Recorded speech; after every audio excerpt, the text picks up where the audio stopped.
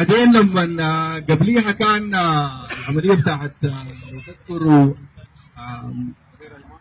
انتخاب البشير رئيسا، فانا كنت في اللجنه بتاعت انتخاب البشير رئيسا. فده اللي خلى اظن وليد بدين يقول الزول ده من ناس المؤتمر الوطني. لما كانت الانتخابات قاموا ناس ادم ديل جو قالوا بس نحن بدر الدين دايرين نخطوا معانا من الناس اللي بيراقبوا الانتخابات.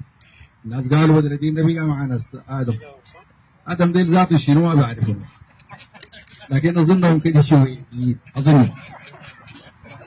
في لقاء البشير، في لقاء الانتخاب البشير، كان قلت كلمه قال لي يا صديقي كاشف، قال لي بدر الدين يا اخي انت امشي قول الكلمه بتاعت الرياضيين، لكن عايزين منك حاجه واحده.